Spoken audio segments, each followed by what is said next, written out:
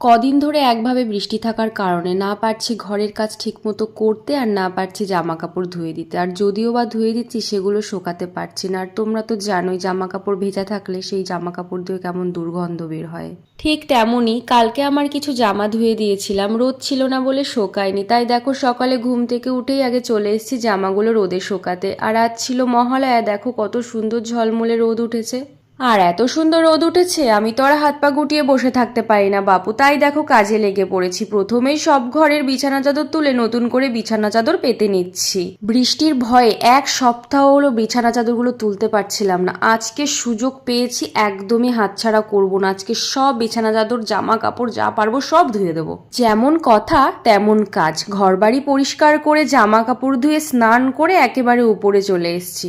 আর এই যে আমার সামনে চুলের লক্সগুলো দেখছো, বড় শখ করে কেটেছিলাম। কেটে যে কি ভুল করেছি এখন বুঝতে পারি, তাও তো অনেকটা বড় হয়ে গেছে। শখ আমার মিটে গেছে। এত পরিমাণে জ্বালায় আর এত বিরক্তি লাগে কি আর বলবো তোমাদের।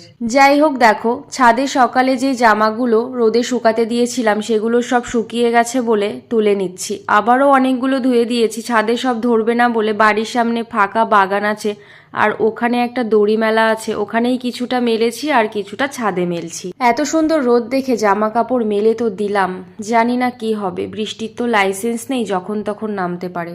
মোটামুটি তো সমস্ত কাজই কমপ্লিট হয়ে গেছে। তারপরে ভাবছিলাম কি করব, তারপরে এইগুলোর কথা মনে পড়লো। অনেকদিন ধরে ভাবছিলাম এগুলো গোছাবো, সমস্তটাই না অগোছালো হয়েছিল। যখন যেটা দরকার সেটা হাতের কাছে পাচ্ছিলাম না, তাই ভাবলাম এগুলোই গুছিয়ে নিই। তারপরে দেখো সমস্তটা এক জায়গায় করে সুন্দরভাবে গুছিয়ে নিয়েছি। কেমন লাগছে তোমরাই দেখে বলো। আর এই যে আমার আয়নার সামনে ঢং করা, এটা আমার রোজকার কাজ হয়ে গেছে। আমার মতন কে কে এমন করো অবশ্যই কমেন্টে জানিও। আজকে যেহেতু মহালয়া তাই মা গেছে গঙ্গা স্নানে। আজকের দিনে গঙ্গা স্নান করা নাকি খুব ভালো। তো মা গেছে ভোরবেলা, তাই তেমন কিছু রান্না করে রেখে যেতে পারিনি। তো মা বলছিল যে ফ্রিজে কটা ভাত আছে সেগুলোই ভেজে তোরা খেয়ে নিস, আমি এসে তারপরে রান্না করব। আর জানো তো আমার এই ভাত ভাজা খেতে দারুণ লাগে, সাথে যদি আম তেলের আচার হয় তাহলে তো পুরো জমে যায়। তোমরা কে কিভাবে ভাত ভাজা করো আমি জানি না, আমি কিন্তু ঠিক এইভাবে করি। আলু, পেঁয়াজ, রসুন, লঙ্কা আর টমেটো এগুলো ভালোভাবে হলুদ আর লবণ দিয়ে ভেজে তারপরে কিন্তু ভাতগুলো দিয়ে ভাজি। আমার কিন্তু ভাত ভাজা করা হয়ে গেছে আর আমার ভীষণ খিদে পেয়েছে আর পড়ানো আছে, এই জন্য তাড়াতাড়ি খেতে বসে পড়েছি।